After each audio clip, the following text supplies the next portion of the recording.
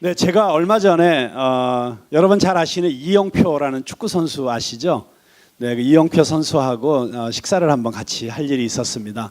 그래서 참 굉장히 평소에도 그 축구 중계할 때도 야, 어쩜 저렇게 말을 잘하나, 어쩜 저렇게 똑부러지나, 어쩜 저렇게 잘 준비되어 있는 사람인가 이런 감동을 받곤 했었는데 직접 만나보니까 정말 더 훌륭한 분이시더라고요. 특별히 신앙적으로 너무너무 그 신앙 고백이 확실하고 또 앞으로 하나님 나라를 위해서 쓰임 받겠다는 분명한 의지를 갖고 있어서 제가 너무 기쁘게 생각했습니다.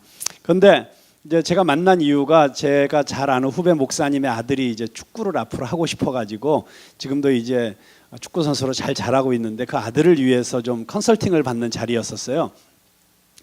그런데 이 이영표 선수가 이런 얘기를 하는 거예요. 자기가 보니까 누구든지 포기하지 않고 끝까지 열심히 하기만 하면 축구 선수라고 한다면 누구든지 다 국가대표가 될 수 있다. 그러니까 노력을 안 해서 그렇지 노력하면 누구나 다 국가대표까지 갈 수 있다는 게 자기 믿음이라고 하더라고요. 자기도 별로 재능이 없었는데 정말 남들 놀 때, 잘 때 열심히 연습했더니 이렇게 이런 자리에까지 왔다. 이런 얘기를 하더라고요. 그래서 이제 감동을 받았는데 근데 그 이영표 선수가 이런 얘기를 해요. 그런데 노력해도 안 되는 경지가 있다는 걸 자기가 알게 됐다는 거예요. 예를 들어서 자기가 유럽에서 축구할 때 호날두, 메시 뭐 이런 선수들하고도 시합을 해봤는데 딱 시합을 하면서 이런 느낌을 가졌대요. 아, 저 사람들하고는 경쟁을 하면 안 되겠구나. 그냥 보고 누려야겠구나. 같은 축구 선수 입장에서도 경쟁을 하는 상대가 아니라 그냥 감탄하고 경탄하고 야, 저런 재능을 주신 하나님이 놀라우신 분이다. 그냥 저절로 하나님에 대한 경탄이 나오는 그런 급의 선수가 있다는 거예요. 그 급의 선수는 그거는 연습해서 되는 게 아니고 하늘이 내리는 천부적인 재능이 있어야만 되는 것이다. 이런 얘기를 했어요. 그런데 재미있는 사실은 그런 호날두, 메시 이런 정말 천부적인 선수들이 다 출전을 해서 그 별들이 자웅을 가리는 2014년 브라질 월드컵에서 호날두가 속했던 포르투갈도 떨어져 나가고 또 아르헨티나도 떨어져 나가고 그리고 마지막 결승에 올라간 건 독일과 브라질이었어요. 그런데 여러분 잘 아시는 대로 아주 브라질 사람들에게는 거의 재앙에 가까운 그래서 국가적 재난에 준하는 사태가 일어났죠. 그때 스코어가 몇 대 몇이었는지 기억하세요 혹시? 네? 7대 1. 네, 그래도 한 골은 넣었잖아요. 그래서 7대 1로 브라질이 지는데 역사상 없었던 일이에요. 그런데 놀라운 사실은 그 독일 그런 세계적인 팀들 그리고 정말 그 천부적인 선수들인 호날두, 메시 이런 선수들이 속해 있는 나라들을 다 물리치고 올라와서 마지막에 축구의 종주국이라고 할 수 있는 브라질을 축구가 거의 생명처럼 귀하게 여겨지는 그리고 모든 어린아이들의 꿈이 축구 선수인 이런 브라질이라는 그 이전까지 최강의 축구 국가였던 브라질을 무참하게 나중에는요 좀 무섭더라고요. 무슨 폭동이 일어날까 봐. 막 5대 1, 6대 1 이렇게 돼가는데 그 경기장의 분위기가 TV로 보는데도 막 잔인하게 느껴질 정도로 막 그렇게 무참하게 브라질을 무찔러 버리고 우승을 거둔 독일이 유명 선수가 하나도 없는 정말 이름값으로만 따지면 너무 평범해 보이는 선수들로 구성된 독일이 그렇게 우승을 했다는 것입니다. 근데 독일이 어떻게 그렇게 우승을 했는가? 사실은 그 전에 2010년에 유럽 축구 선수권대 또 올림픽 2000년, 2004년 경기마다 독일이 나가가지고 줄줄이 예선 탈락하는 수모를 겪은 거예요. 도대체 독일 축구에 뭐가 문제가 있느냐? 그 당시에 독일 축구의 영웅이라고 할 수 있는 클린스만 감독이 비상대책위원회를 소집해가지고 그때 내린 결론이 무엇이냐면 우리가 축구의 기반이 완전히 무너져 있다. 우리나라가 기초부터 다시 닦지 않으면 우리는 다시 일어설 수 없다. 그래가지고 이게 아무래도 마이크를 바꿔야 될 것 같은데요. 그래가지고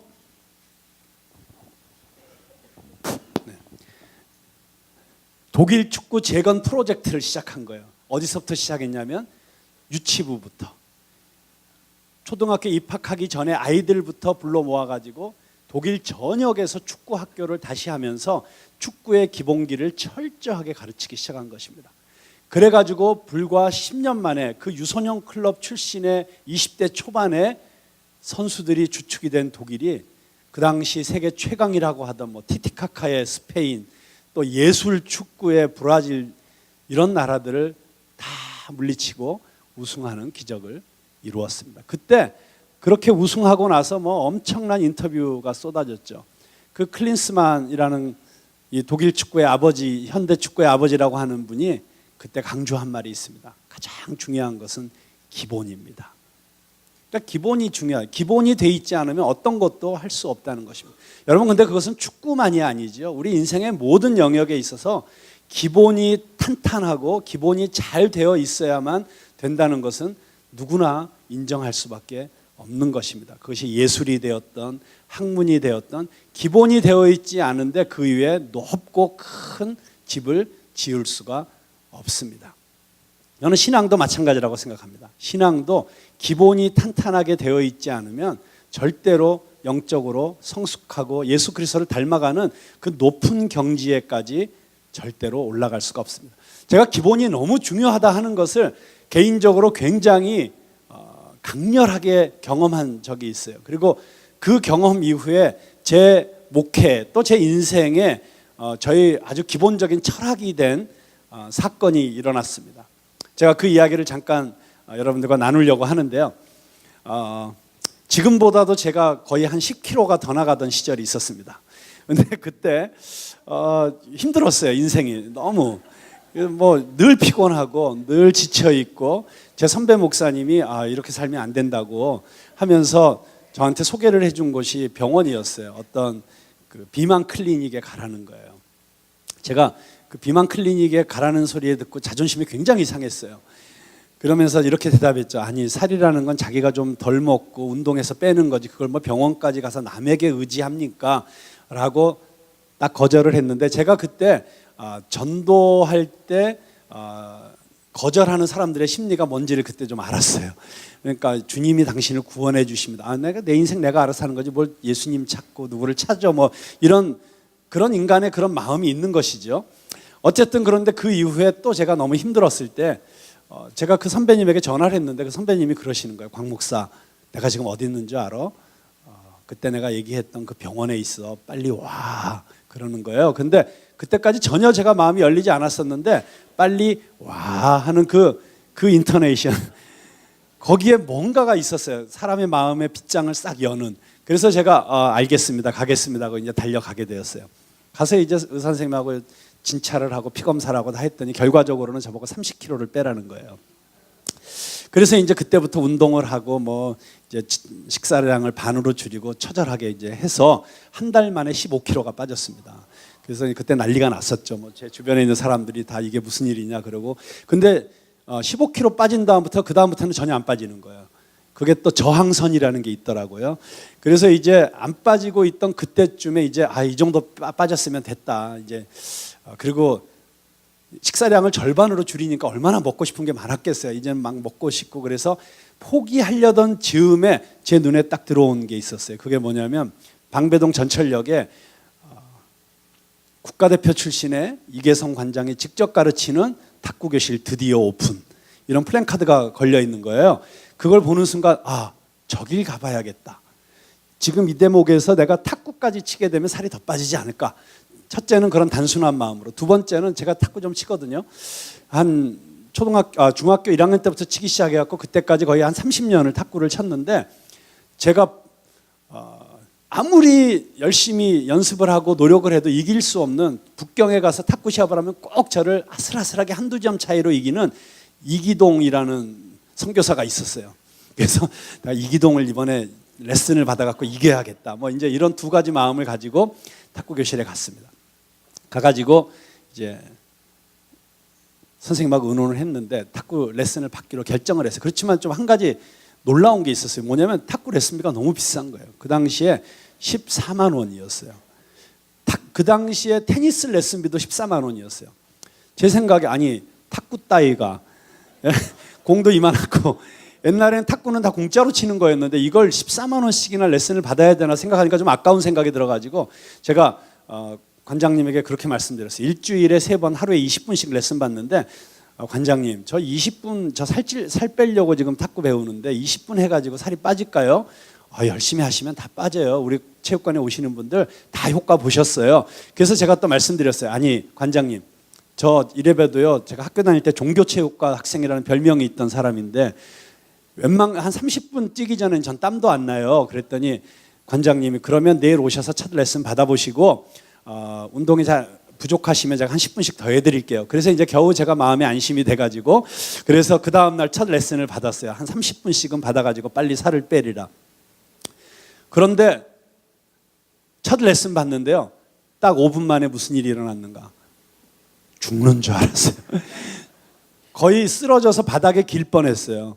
막 심장이 막 터지는 줄 알았고요. 막 폐가 막 터져 오르는 느낌 있죠. 그리고 종아리의 근육들이 막 찢어지는 듯이 아픈 거예요. 이런 일이 없었거든요. 제가 탁구 30년 쳤잖아요. 근데 물론 이런 건 있었어요. 30년 탁구를 쳤는데 아무리 쳐도 어느 한계에서 늘질 않는 거야. 맨날 그 수준이야. 맨날 그 수준. 왜 이렇게 열심히 탁구를 치는데 왜 안 늘지 싶었지만 이유는 모르는 채로 그냥 쳤는데 그날 너무 아픈 거예요. 한 번도 그런 일이 없었는데. 그래서 제가 선생님한테 선생님 저 오늘 첫날인데 여기까지만 하죠. 근데 우리 관장님이 여자분이세요. 평소엔 참 인자하신 분인데 운동만 시작하면 거의 독사로 바뀌시는 분이세요. 너무 차갑고 냉정한 표정으로 저를 바라보시면서 왜요? 시간 채우셔야죠. 그러면서 계속 공을 보내시는 거예요. 근데 이제 왜 그렇게 힘들었냐면 그전에는 탁구 칠 때 그냥 이렇게 서서 재밌게 치잖아요. 근데 정식으로 딱 탁구를 배우니까 자세가 달라지더라고요. 일단 기본적으로 이 정도로 숙여야 돼요. 숙인 상태에서 움직여야 돼요. 이렇게 이거를 계속 한다고 생각해 보세요. 그러면서 치는 거예요. 너무 힘들었어요. 20분 딱 레슨 끝났을 때는 정말 제가 한 5분 동안을 바닥에 누워 있었어요. 너무 힘들어가지고 겨우 추스리고 일어났어요. 그런데 제가 육체적으로 그렇게 힘든 것보다 사실은 제 마음에 더 힘든 게 있었어요. 그게 뭐냐면 저는 사실 레슨 받으러 가면서 다른 건 몰라도 운동에 있어서만큼은 다른 사람들에게 못한다, 좀 부족하다 이런 소리를 별로 듣고 싶어 하지 않는 그런 약간의 경쟁심이 있거든요.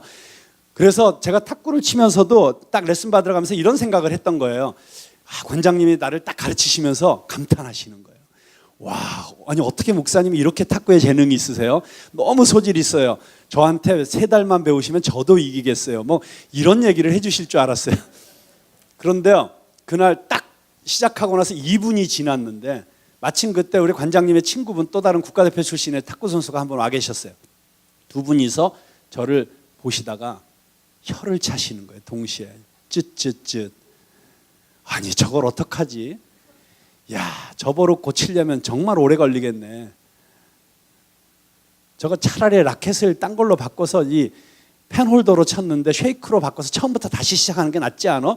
두 분이서 서로 그런 얘기를 주고받는 거예요. 그러니까 한마디로 말하면 어디서 형편없이 배워갖고 와가지고 저거 잘못된 걸 고치려면 더 힘들겠다는, 아예 초보자보다도 더 어렵겠다는 얘기예요. 제가 얼마나 마음에 낙심이 되었겠어요.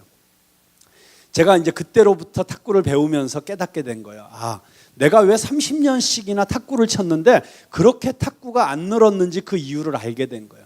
왜냐하면 제가 처음 탁구를 배울 때 어떻게 배웠냐면 교회 지하실에서 선배들에게 눈치 봐가면서 선배들 열심히 치고 있는데 나도 너무 배우고 싶었고 옆에 있다가 가끔씩 자비를 베풀어 주시면 얼른 가가지고 라켓 갖고 치는데 안 배웠으니까 똑딱볼로 이렇게 어떻게 해서든지 공을 넘겨보려고 하면서 내 나름대로 공을 넘기는 법을 배우고 내 나름대로 치다가 보니까 그게 굳어진 거예요, 폼이. 그래도 이제 운동신경이 있고 뭐 이러니까 꽤 열심히 쳐가지고 어느 정도는 치고 웬만하면 누구랑도 칠 정도는 됐지만 그게 소위 말하면 이 오소독스, 정통파가 아닌 거예요. 그냥 변칙 탁구를 그동안 쳐왔던 거예요. 그러니까 아무리 열심히 하루 종일 치고 뭐 해도 늘지를 않았었던 것이죠. 그때부터 이제 어떤 훈련이 시작되었는가. 제 모든 탁구를 다 내려놓고 생 기초부터 다시 배우기 시작한 거예요. 저는 솔직히 탁구를 배우러 갔을 때 제 마음이 이제 두 가지 마음이 있었다고 했잖아요. 이기동 선수를 이기기 위해서 빨리 고난도 기술을 배워가지고 서비스도 어려운 서비스를 배우고, 다음에 테크닉 공격 탁구 중에서도 제일 어려운 탁구, 뭐 드라이브, 뭐 탑스핀, 뭐 이런 거를 빨리 익혀가지고 이겨야겠다 이런 마음으로 갔는데, 그런 고난도 테크닉이 아니라 기본을 다시 배운 거예요. 처음부터 포핸드 스윙, 이거만 배운 거예요. 다 격리하듯이. 이거를 하루에 몇백 개씩, 그리고 레슨 끝난 다음에 혼자서 또 다른 사람들과 함께 이거를 몇백 개씩, 때로는 뭐 하루에 1000개씩 이렇게 계속 했더니 한 3주쯤 집중적으로 매일 이 스윙 연습을 했더니 어느 날 드디어 공이 제대로 맞기 시작하는 거예요. 놀라운 일이 일어났어요. 스윙을 하는데 공이 너무 예쁘게 넘어가는 거예요. 제가 넘기려고 애를 쓸 필요가 없어요. 그냥 공이 왔을 때 가르쳐 주신 대로 스윙만 하면 공이 예쁘게 넘어가서 딱딱 상대편 코트에 안착이 되기 시작하는 거예요. 그래서 제가 배운 게 있어요. 아, 탁구는 손으로 치는 게 아니라 발로 치는 거라더니 그 말이 맞는 거예요. 왜냐하면 손으로 이렇게 넘기는 게 아니라 공이 오는 곳으로 발만 가 있으면 이건 자동이에요. 왜요? 기본이 되어 있으니까. 여러분, 이게 기본이 되어 있으니까 그 다음부터는 내가 어떤 잔재주를 부리지 않아도, 내가 어떤 다른 노력을 하지 않아도 자연스럽게 공이 가장 아름다운 궤적을 그리면서 넘어가는 것을 보게 되었어요. 이야, 이게 기본이구나. 그렇게 기본을 다시 배우고 나서부터 제 탁구가 무서운 속도로 늘기 시작했어요. 제가 생각해도 깜짝 놀랄 정도로 늘기 시작했어요. 그래서 제 탁구의 정점에서 어떤 사건이 일어났는가? 여러분 잘 아시는 국가대표 88 올림픽 금메달리스트 양영자 선수 아시죠? 제가 양영자 선수를 몽골에 계신 분을 모셔와가지고 여기 압구정동에서 제가 탁구장을 냈었어요. 이제 탁구로 민족보고마를 해야겠다. 제가 탁구에 빚진 바가 너무 많아서 이제 탁구를 통해서 전도를 해야겠다. 뭐 이래가지고 탁구장을 냈었는데, 그때 수석 코치로 양영자 선수를 모셔왔어요. 그래서 양영자 선수에게 이제 저도 레슨을 받았거든요. 그러던 어느 날 이제 게임을 하는데, 보통 이런 프로랑 칠 때는 이제 6개를 잡고 쳐요. 11점 내는데, 그런데 프로 선수들이 맘먹고 치면 한 점 내기도 쉽지 않아요. 그건 불가능한 일이에요. 그래도 이제 적당히 봐주면서 치니까 뭐 비슷하게는 가지만 절대 이길 수는 없는 거거든요. 그런데 제가 그만 양영자 선수가 잠시 어리버리한 사이에 이겨버렸어요. 그리고 그 뒤로는 절대 같이 안 쳐요. 마지막 전적은 제가 이긴 걸로 끝났습니다. 그런데 어쨌든 그 정도까지 탁구가 이제 올라갈 수 있었던 것은, 제가 그 전에 30년 동안 제 나름대로 치던 탁구를 다 포기하고 내려놓고 다시 기초부터 다시 배우기 시작하니까 이런 일이 일어난 거예요. 이걸 보고 뭐라 그러냐면 트랜스포메이션이라고 하는 거예요. 변혁, 완전한 개혁이 일어난 것이죠. 여러분, 근데 그게 일어나야만 되는 사람들이 이 자리에 저는 있다고 생각합니다. 우리 신앙생활에 있어서, 여러분 아마 우리 이주연 자매님도 모태신앙이었잖아요. 평생을 교회 이 자리에 모태신앙들도 많이 계실 거예요. 그리고 이 자리에 정말 최소한 10년, 20년, 30년 교회 다니신 분들 많이 계실 거예요. 그런데 이상하게 10년, 20년, 30년 다녔는데 내 신앙이 그만큼 더 발전하고 성숙하고 좋아졌다는 느낌보다는 오히려 옛날보다 좀 못하다. 왠지 요즘은 교회를 가도 별로 은혜가 되지 않고, 옛날에는 기도만 하면 눈에서 눈물이 떨어지고 찬양할 때 저절로 손이 올라가고, 이런 놀라운 신앙의 은혜와 감격을 누렸었던 적도 있는데, 거기서 점점 더 그 신앙의 경지가 깊어져서 정말 그에게서 예수 그리스도의 향기가 나타나고, 정말 그의 삶이 온전히 정말 성경 속에서 툭 튀어나온 것 같은, 저 사람을 보면 예수님 보는 것 같아, 뭐 이런 정도로 한 20, 30년 신앙생활 했으면 좀 그래야 되는 거 아니에요? 그런데 이상하게 시간이 갈수록 점점 더 신앙의 감격은 식어져 가는 것 같고, 발전은 없는 것 같고, 주일날 겨우 교회 한번 오는 것도 너무너무 힘들고, 만약에 이런 상태에 있다고 한다면 저는 분명히 우리의 신앙생활에 정체기가 왔다는 생각이 들고, 그렇다면 우리는 이런 변혁이 필요하다. 트랜스포메이션이 필요하다. 자, 그런데 그런 변화는 어디로부터 가능할까? 어떻게 가능할까? 내 신앙생활에 뭔가 문제가 있다면, 내 신앙생활이 지금 무언가 잘못된 방향으로 가고 있다면, 아니 잘못된 방향으로는 가고 있지 않지만 전혀 발전이 없다면 무엇이 필요할까? 바로 기본으로 돌아가는 것입니다. 기초로 돌아가는 것입니다. 그래서 올해 저희 교회의 표어가 Back to Basics, 기본으로 돌아가자. 여러분, 올해가 종교개혁 500주년입니다. 종교개혁이라는 건 무엇인가? 아주 심플하게 얘기하면 다시 처음으로 돌아가는 것이 종교개혁이었습니다. 처음으로 돌아가자.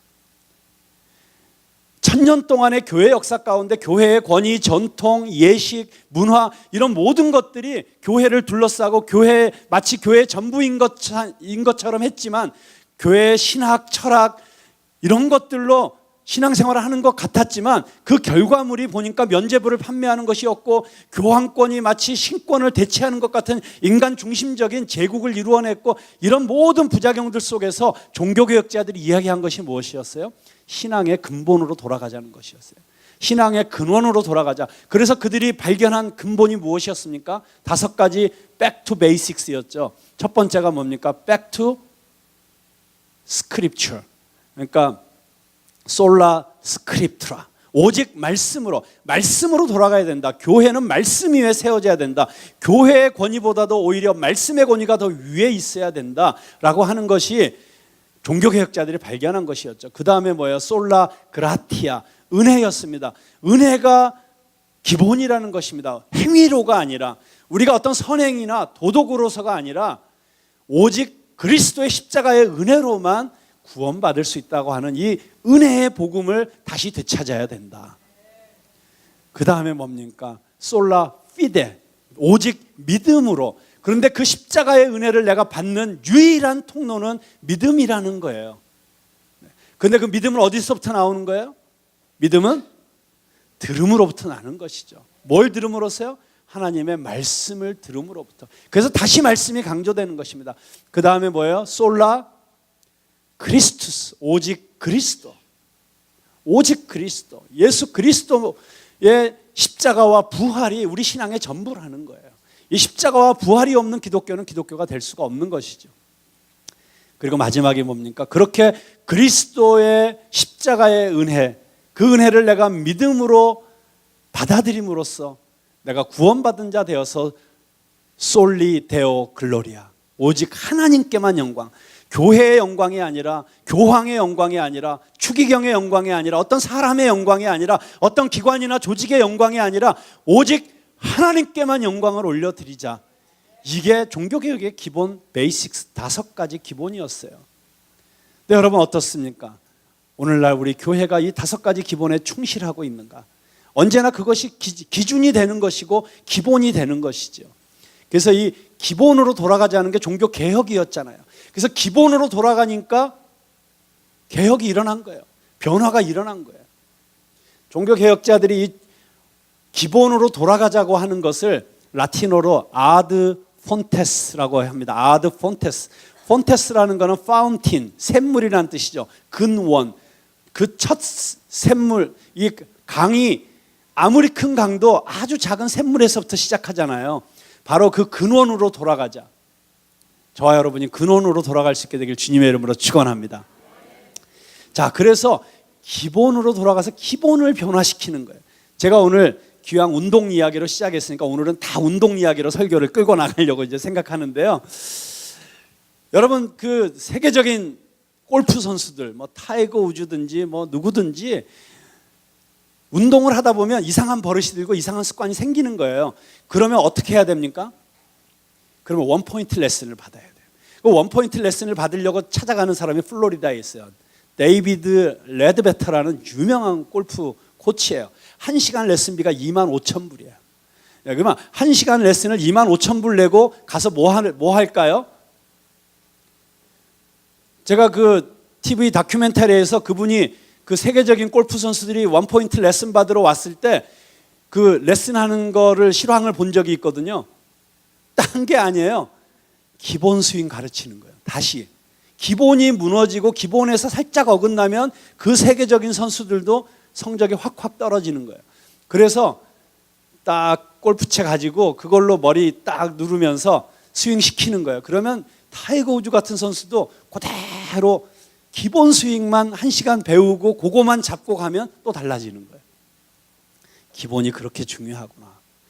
근데 제가 토론토에 있을 때 정말 골프에 미치신 한인이 한 분, 한국 집사님이 한 분 계셨어요. 제가 그분에게 처음 골프를 배웠는데 그분이 저에게 책을 엄청 사주셨어요. 잭 니콜라우스가 쓴 그 골프 교본, 또 누가 쓴 골프 교본 막 사주셨거든요.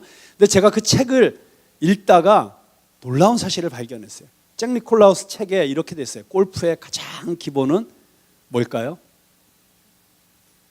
골프의 가장 기본은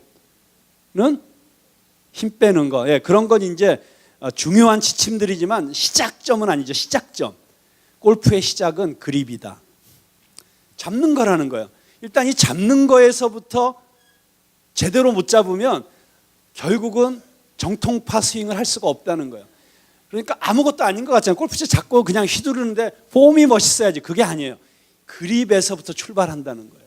그 정도로 아주 기본을 배워나가지 않으면 안 된다는 얘기를 제가 그 책을 보면서 배웠어요. 제가 너무 좋아하는 골프 선수 중에 최경주 선수라는 분이 있습니다. 근데 최경주 선수하고 제가 시카고에 있는 어떤 호텔에 같이 투숙을 한 적이 있어요. 그래서 마침 같은 호텔에 투숙해가지고 아침을 식사를 같이 했어요. 그래서 1시간 동안 이제 식사를 하면서 대화를 나누었는데 그때 저는 이 탁구에 막 미쳐 있을 때였었거든요. 그래서 저는 1시간 동안 탁구 얘기만 했어요. 근데 최경주 선수는 골프 얘기만 했어요. 그래서 둘이서 탁구와 골프 얘기로 이제 밥을 먹으면서 불꽃을 튀겼는데 놀라운 사실은 밥 먹고 나서 느낀 것은 둘이 똑같은 얘기를 하고 있었다는 거예요. 특별히 그때 제가 이제 물어본 게 있어요. 그 당시에 최경주 선수가 미국에 가가지고 성적이 되게 좋았었어요. 뭐 우승도 한번 했고 뭐 톱10 안에도 여러 번 들고 했는데 어느 날 갑자기 성적이 막 70이, 60이 이렇게 떨어지고 게다가 뭐 손목에 부상을 당했다 이런 흉흉한 소리가 들려오고 아주 바닥을 기고 있더라고요. 그럴 때 만난 거예요. 그래서 제가 이제 물어봤죠. 신뢰를 무릅쓰고 아니 요즘 성적이 이렇게 안 좋으신데 무슨 특별한 이유가 있냐? 또 뭐 부상당하셨다는데 그것 때문이냐? 물어봤더니 최경주 선수가 하는 얘기가 그게 아니라는 거예요. 그러면서 자기 이야기를 하는데 자기가 처음에 골프를 어디서 배웠냐면 완도에서 배웠어요. 그 완도 출신인 건 아시죠? 그래서 완도에 골프장도 없는데 골프를 배운 거예요. 그래서 스윙 연습을 어디 가서 했냐면 주로 바닷가에 가서 모래사장에서 했대요. 백사장에서. 그래서 자기는 지금도 공이 샌드벙커에 들어가면 거기서 볼을 칠 때 마음이 더 편하대요. 워낙 시작을 이 모래사장에서 골프를 시작해가지고 그렇게 하다가 골프가 너무 좋아갖고 원래 처음에 역도 선수였었는데 골프로 전향을 해갖고 이제 골프를 제대로 배워야겠다. 그래갖고 서울로 와가지고 골프 연습장에 알바생으로 취직을 한 거예요. 고등학생 때. 그래가지고 다른 사람들 다 가고 나면 한밤중에 자기 혼자서 하루에 밤에 1000개씩 쳐면서 연습을 해가지고 그래서 한국 무대를 석권하는 챔피언이 된 거예요. 그리고 나서 이제 미국까지 진출을 했잖아요. 근데 미국에 가서도 통하는 거예요. 그래가지고 우승도 하고 정말 그게 다 자기 아내의 기도 덕분이었다고 이렇게 고백을 하지만 그러나 그만큼 연습벌레인 거죠. 그런데 자기가 미국에 오자마자 깨달은 게 있대요. 그게 뭐냐면 자기가 처음에 골프를 배울 때 스윙을 제대로 배우지 않고 자기 마음대로 연습하면서 배워가지고 자기 스윙이 굳어졌는데 자기가 미국에 와서 보니까 그 기라성 같은 선수들이 모여있는 PGA에도 두 종류의 선수가 있더라는 거예요. 한 종류의 선수는 마이클 우즈나 타이거 우즈나 필 미켈슨이나 뭐 이런 맥킬로이나 뭐 이런 선수들처럼 어느 때든지 우승할 수 있는 선수가 있대요. 어느 때든지 우승할 수 있는. 그런데 그 급에서 한 급 아래 선수들은 정말 운도 따라주고 컨디션도 너무 좋고 이러면은 어쩌다 우승할 수는 있는데 언제나 우승할 수 있는 선수는 아닌 선수들이 있다는 거예요. 자기가 딱 와서 보고 자기는 즉각적으로 알았대요. 나는 내 기본 스윙이 정통파가 아니기 때문에 언제나 우승할 수 있는 선수는 될 수 없다. 그래서 자기가 고민을 했다는 거예요. 그냥 이대로 열심히 해가지고 조금 더 열심히 해서 몇 번 우승도 더 하고 그러면서 갈 것인가 아니면 스윙을 처음부터 뜯어 고칠 것인가. 근데 스윙을 뜯어 고친다는 건 골프 선수에게는 어마어마한 도박이에요. 어마어마한 도전이에요. 왜냐하면 그 타이거 우즈도 스윙 조금 바꾸면은 1년 동안은 아예 우승 못하고 막 그랬었잖아요. 그러니까 아무리 세계적인 선수도 스윙을 바꿔내면 제대로 성적이 나올 수가 없는 거예요. 너무 고민을 했다는 거예요. 그러다가 기도하다가 하나님께서 네가 미국에 온 이유가 무엇이냐 감동을 주시면서 지금 당장은 예선 탈락하고 컷오프 되고 60이 70이 바닥을 헤매더라도 5년 후 10년 후에 언제든지 우승할 수 있는 수준의 선수가 되기 위해서 지금 다시 도전해라 이 마음을 받았다는 거예요. 그래가지고 한국에서 골프 코치를 데려다가 전속 코치로 딱 세우고 그리고 둘이서 1년 동안 계약을 하고 시합을 하면서 틈틈이 스윙을 바꾸는 중이었어요. 그러니까 스윙을 바꾸다 보니까 성적이 나빠진 거예요. 그럼 손은 왜 다치셨어요? 했더니 그 다친 게 아니고 사실은 잘못 기사가 나간 건데 스윙을 바꾸니까 그 이전에 쓰지 않던 새로운 근육들을 쓰게 됐다는 거예요. 그러니까 온몸의 근육들에 그동안 전혀 쓰지 않아서 굳어있던 근육들이 풀리면서 그게 당겨지고 하니까 통증을 느껴서 그런 거지 뭐 부상당한 건 아니었다. 근데 자기는 잊지 못할 얘기를 하더라고요. 자기는 근육들이 아프면 너무 기쁘대요. 왜냐하면 살아있다는 증거니까. 아직 가능하다는 증거니까. 이게 통증이 없다는 건 완전히 죽어 있으면 회복이 안 되잖아요. 그런데 통증을 느꼈다는 건 아직 살아있다는 거니까 계속 연습하면 풀릴 수 있다. 그래서 자기는 지금 그렇게 연습을 하고 있다는 그런 이야기를 했습니다. 제가 그 이야기를 들으면서 정말 너무 큰 감동을 받았고 최경주 선수를 위해서 내가 계속 기도해야겠다라는 그런 마음을 먹고 있습니다. 지금도 최경주 선수가 그렇게 성적이 썩 신통치는 않은데 지금도 또 새롭게 도전하고 또 노력하고 있어요. 우리 교회 정주호 트레이너가 지금 그 몸을 다시 만들어주는 그런 작업을 지금 하고 있다는 이야기를 들었습니다. 여러분 그렇습니다. 그래서 뭐든지 처음 배울 때가 정말 중요한 거예요. 신앙생활도 처음 배울 때가 너무 중요한 거예요. 신앙의 기본이라는 게 있잖아요. 신앙의 기본. 그 기본기를 처음에 제대로 닦지 못하면 교회 10년 다니고 20년 다니고 30년 다녀도 변화도 없고 발전도 없고 성숙도 없고 그러다 보면 어떤 현상이 나타나요? 오히려 그냥 그가 신앙인이라는 이유 때문에 주변 사람들의 눈살을 찌푸리게 되고 주변 성도들에게 피해를 입히고 피해까지는 입히지 않더라도 어떤 감동도 어떤 영향력도 주지 못하는 그 정도의 신앙생활 하다가 그냥 교회 문턱만 왔다 갔다 밟고 다니다가 끝나는 거예요. 정말 교회를 10년 다니고 20년 다니고 30년 다녔으면 말씀이 그 안에 살아 역사하고 성령의 능력이 나타나서 사람들을 만나서 전도할 때 복음의 능력이 전달되고 영혼 구원의 역사가 나타나고 그를 통해서 그가 맡고 봉사하는 분야마다 부흥이 일어나고 좀 이렇게 역동적인 신앙생활을 좀 해야 되지 않겠어요? 그런데 그냥 교회를 다니긴 다니는데 몇십 년을 다녔는데 어떤 영향력도 끼치지 못하고 어떤 변화도 가져오지 못하고 더군다나 교회 내 가정에서도 마찬가지고 직장에서도 마찬가지고 내가 신앙생활을 몇십 년 했다는 것이 어떤 영향력도 끼치지 못하는 그런 신앙생활 하다가 끝나면 여러분 나중에 우리가 주님 앞에 가서 얼마나 부끄럽겠어요. 정말 내 자녀들에게 내 이웃들에게 내 가족들에게 얼마나 부끄럽겠어요. 정말 변화되고 싶지 않으세요? 내가 혹시라도 지금까지 내가 살아왔던 신앙생활에 쌓아왔던 그 벽돌 하나하나가 삐뚤빼뚤하게 잘못 놓여져 있었다면 다 허물어버리고 다시 시작하고 싶지 않으십니까? 근데 그 다시 시작하는 첫 번째 발걸음은 다시 back to scripture, 말씀으로 돌아가는 것입니다. 오늘 우리 주님께서 산상수훈, 예수님의 가장 위대한 그 설교의 집대성 산상수훈 설교를 하신 다음에 결론으로 하신 말씀이 이거예요. 누구든지 내 말을 듣고 행하면, 그렇죠? 우리 구원은 믿음으로 받습니다. 그 구원은 들음으로 말미암아 우리에게 믿음이 생깁니다. 그런데 그 믿음은, 행함이 없는 믿음은 죽은 믿음이라 그랬어요. 예수님께서 지금 그 말씀을 하시고 계시는 것입니다. 누구든지 내 말을 듣고 그대로 행하면, 그 집을 어디 위에 지었다고요? 반석 위에 지었다는 것이죠. 기초가 단단해진다는 것입니다. 그래서 비가 오고 창수가 나고 큰 물이 불고 태풍이 불어도 흔들리지 않는 집을 지을 수가 있는데, 그래서 우리의 신앙생활의 집이 그렇게 크고 아름답고 웅장한 집을 지을 수 있는데, 반면에 말씀을 듣고 행하지 않으면 어디에다 집을 지었다고요?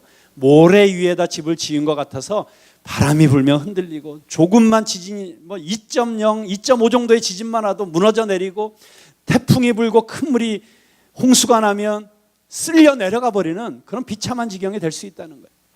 우리가 반석 위에 집을 세우지 않으면 우리 신앙생활이 너무 허약해질 수밖에 없다는 것입니다. 조그만 유혹 앞에서 넘어질 수밖에 없다는 것입니다. 조금만 위협이 와도 포기할 수밖에 없다는 것입니다.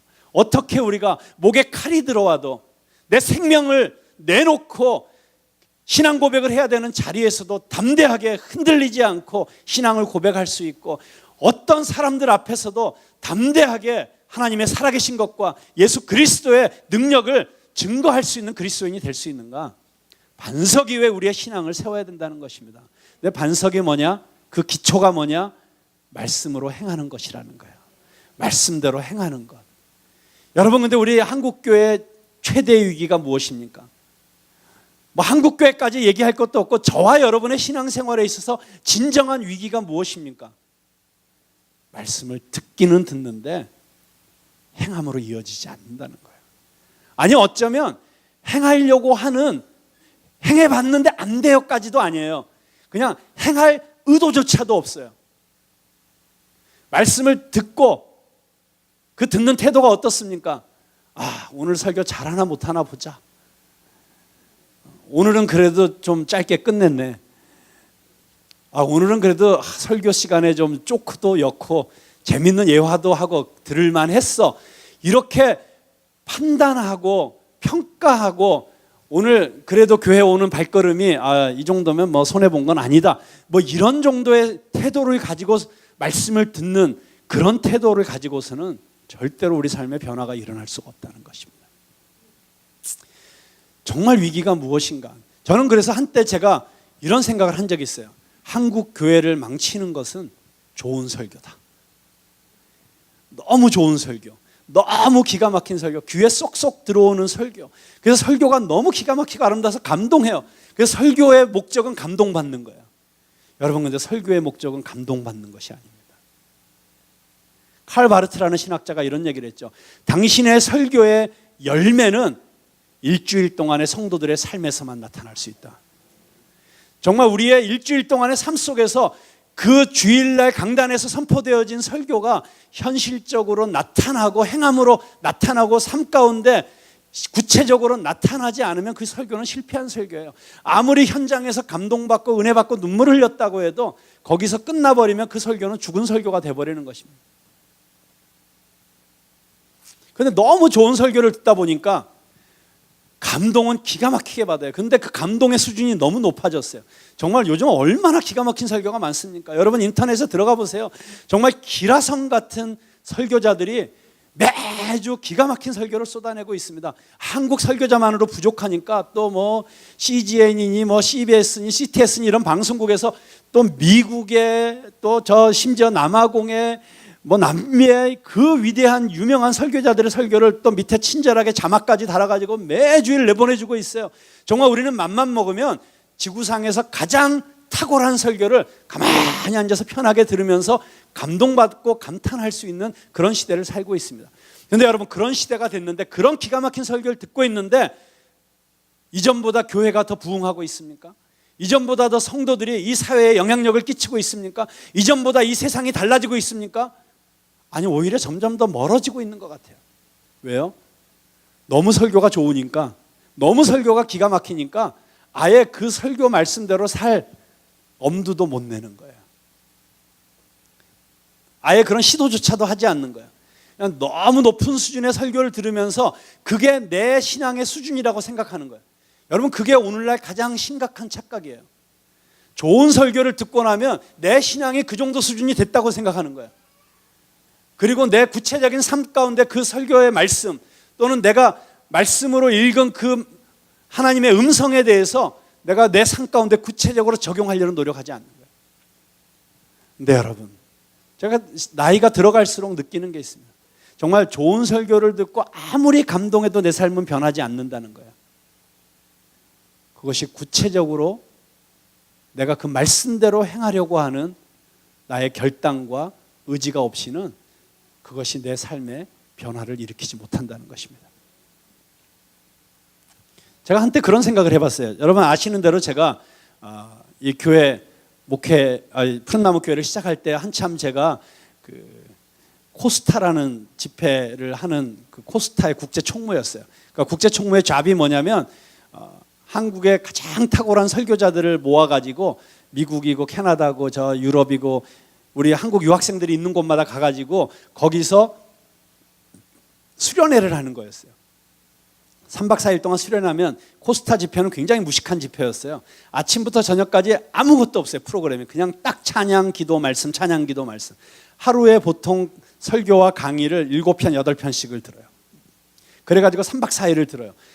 정말 대한민국의 최고의 설교자들이, 그것도 그분들이 아무 설교나 하는 게 아니고 자기 평생의 설교 중에서 가장 좋은 설교로 뽑아가지고 와서 설교를 하거든요. 왜냐하면 여러 설교자들 중에서 그래도 또 지지하게 하고 갈 수는 없잖아요.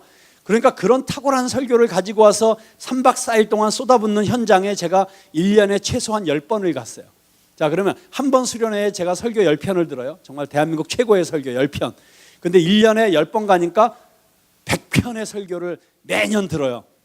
그냥 설교가 아니라 정말 사람의 심령을 뒤흔드는 것 같은 그런 핵폭탄 같은 원자폭탄 같은 설교를 1년에 100편씩 듣고 제가 15년을 일했어요.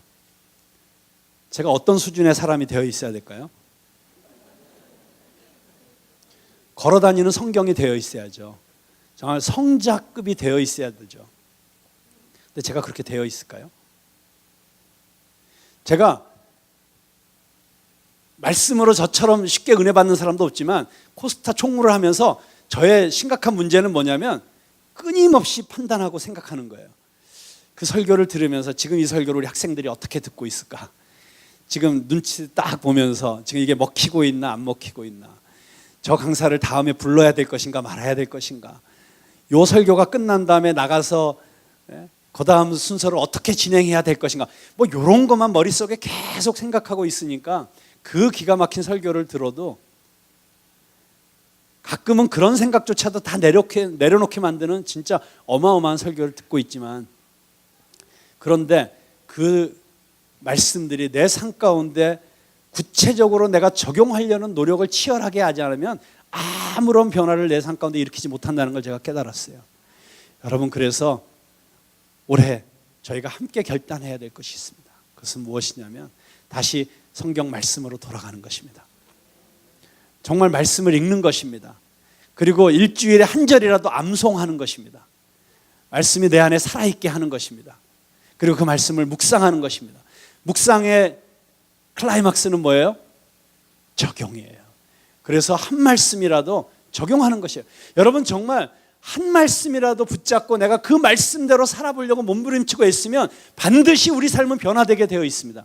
왜 내 삶에 변화가 없는가? 그렇게 성경을 읽기도 하고 설교를 듣기도 하고 성경 공부에 참여하기도 하지만 그 말씀을 내 삶 가운데 정말 적용해 보려고, 그 말씀에 순종하려고 거기에 내 목숨 걸지 않기 때문입니다. 여러분, 제가 분명히 말할 수 있습니다. 이 말씀이 살아계신 하나님의 말씀이고, 설교를 통해서 또는 성경 통독을 통해서 아침 묵상을 통해서 나에게 들려주시는 이 말씀이 하나님의 음성이라고 우리가 분명히 믿는다면, 이것이 나를 향하신 하나님의 뜻이라고 믿는다면, 그러면 하나님, 그 말씀대로 살아보겠습니다. 그 말씀을 내 삶 가운데 구체적으로 적용해 보겠습니다. 여러분, 지난 12월 저희 수요 예배 때 우리 3주간 큐티 세미나를 했습니다. 큐티 세미나에서 놀라운 일들이 일어났어요. 솔직히 말씀드리면 강의 내용이 뭐 특별한 건 아니었어요. 우리가 다 아는 내용들을 정리해서 말씀해 주신 거예요. 그러나 그 강사로 오신 우리 김영애 목사님이 계속해서 강조하신 것이 있어요. 적용은 구체적이어야 합니다. 구체적이고 실천 가능한 것이어야 합니다. 그래서 막연한 결심이 아니라 구체적인 행동에 대한 결단이어야 됩니다. 그래가지고 특별히 용서와 화해에 대한 본문 말씀을 가지고 말씀을 해주셨어요. 그때 그 말씀을 듣고 구체적으로 적용하는 시간이 있었어요. 그 적용을 통해서 우리 참가하셨던 분들이 구체적인 행동을 하기 시작하셨어요. 너무너무 놀라운 일들이 일어나기 시작했어요. 3년 동안 서로 연락을 하지 않고 있던 아들하고 다시 연락을 해야겠다. 다시 그 아들에게 편지를 써야겠다. 이런 결단이 나타나고 그 이야기를 듣던 또 다른 형제님이 서로 이렇게 대화가 안 되고 있던 아들에게 사랑한다고 바로 그 자리에서 문자를 보냈는데 전혀 반응이 없던 아들이 5분도 안 돼서 아빠 나도 사랑해. 이런 답장이 오고 가정 안에 화해가 일어나기 시작하고 이런 역사들이 나타나더라고요. 정말 그렇습니다. 여러분 너무 어려운 신학을 우리가 필요로 하는 게 아닙니다. 너무 기가 막힌 성경 지식 막 성경에 몇 장 몇 절에 어디에 뭐가 있다라는 걸 꿰는 그런 신학 지식이 우리의 삶을 변화시키는 게 아니고 우리가 단 한 말씀이라도 예수님께서 산상수훈을 말씀하시면서 어려운 말씀 안 하셨잖아요. 내 이웃을 사랑하라. 원수조차도 사랑해라. 네 원수가 네 오른뺨을 때리거든 왼뺨도 돌려대라. 누가 너에게 오리를 가자 하면 십리도 가져라. 누가 너에게 속옷을 달라고 하면 겉옷까지 벗어줘라.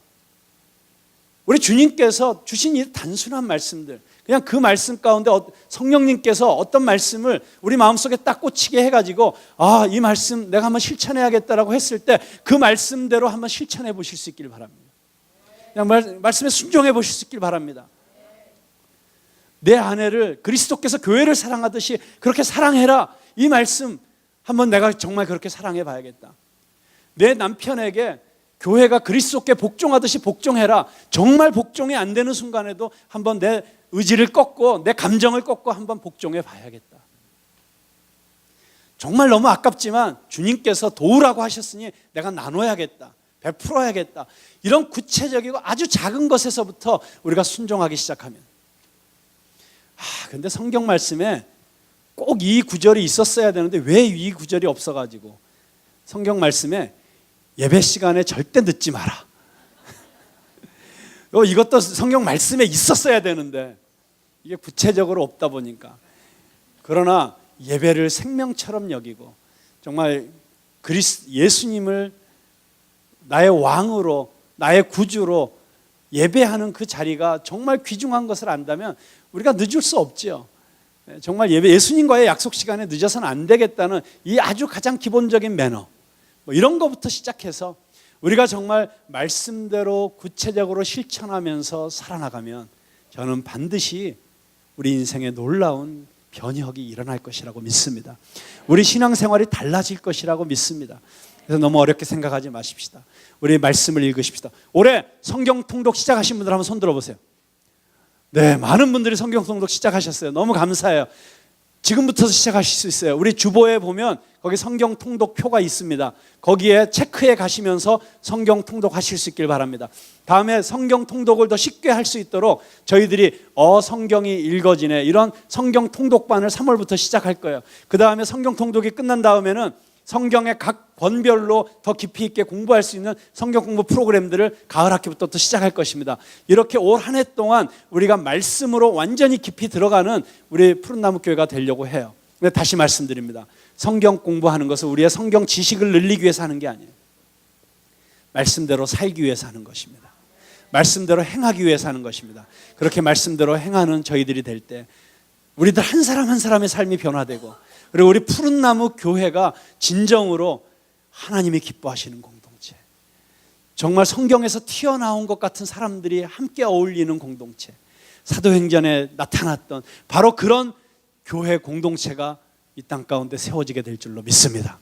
우리 그렇게 말씀대로 사는 한 해가 되기로 다짐하면서 우리 결단의 찬양 우리 함께 불렀으면 좋겠습니다.